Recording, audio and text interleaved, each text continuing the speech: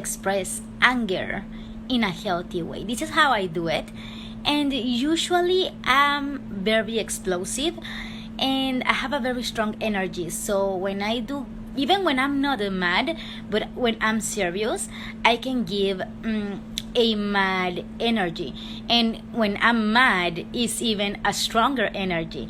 So I have noticed that, in certain moments when I do get mad, I explode. And sometimes when you explode like this, you can say words or say stuff that then afterwards you're going to regret saying.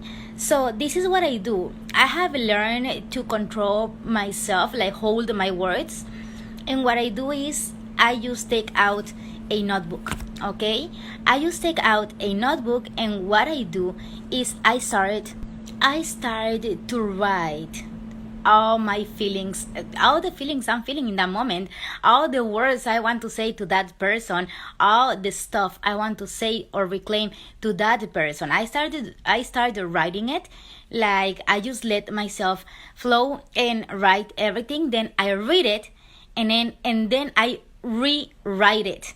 And I read it again, and then I rewrite it until actually you get it to the point where you are able to write what actually you are feeling, what actually you want to say, but without that explosive energy you had in that moment, right? Because now you can read what you write, and you're able to notice what you could say to that person that you could regret saying.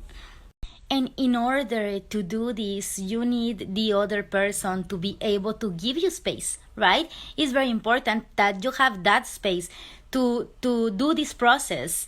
So, maybe if it's a partner or a family member or a friend, maybe you letting them know that when you are mad, you do need space, right?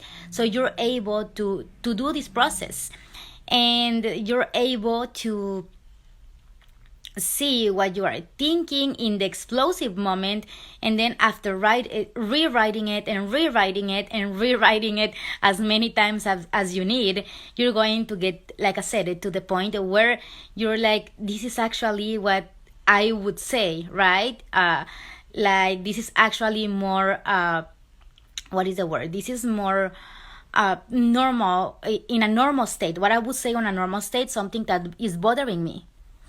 But we need to understand that we need to talk to the other person and be able to tell them, you know what, in this moment I do need space. Because if not, the other person doesn't know what is going on.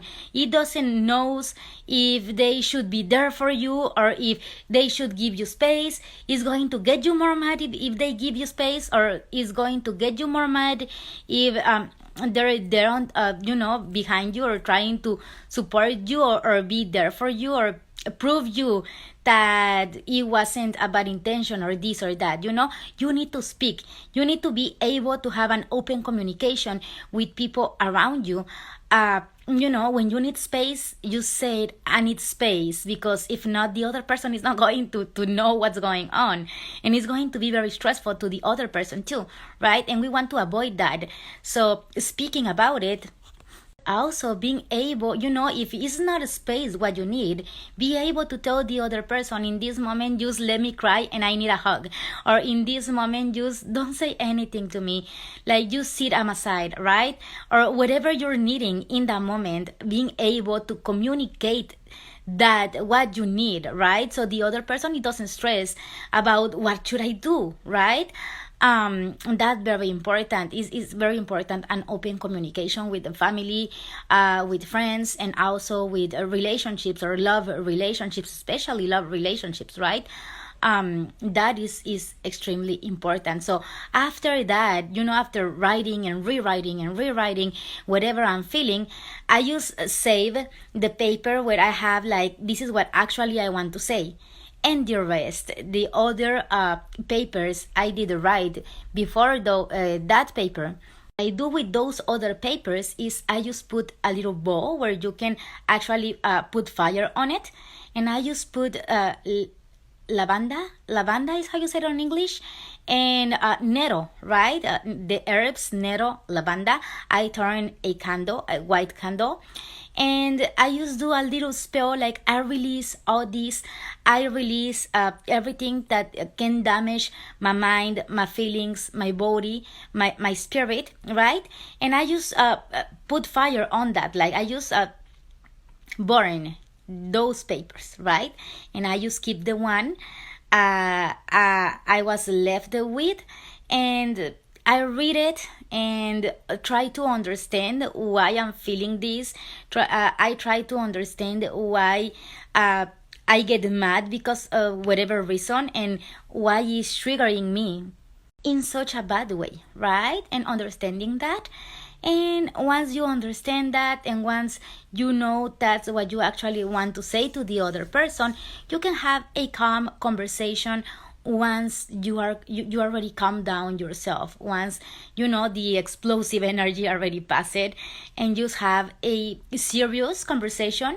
Let the explosive energy pass, but make sure that the other person knows why is bothering you, and what exactly from whatever they said or they do is bothering you. So this is a very healthy way to express your dark emotions, but also having in consideration that we are humans, and there's going to be moments where you're not able to hold it. You're not going to be able to hold it, and you're going to explode, because we're humans. We're humans, and this can happen. But also learning to recognize the things you should not say to the other person, but also recognizing the things the other person should not say or do to you, right? And also have a conversation about this, and try to be heart open, mind open, and be serious about that, especially if you really care for that person. Like, just have this serious conversation with a person, right? So that is very, very important. But the more you practice, the more you're going to be able to hold it and do this process I just tell you I do, right? So usually when I get mad, I would not respond verbally, but even if I have the person in front of me, I will grab my phone, for example, and just send a text message like, leave me alone in this moment, or like, I need space, don't talk to me on this moment.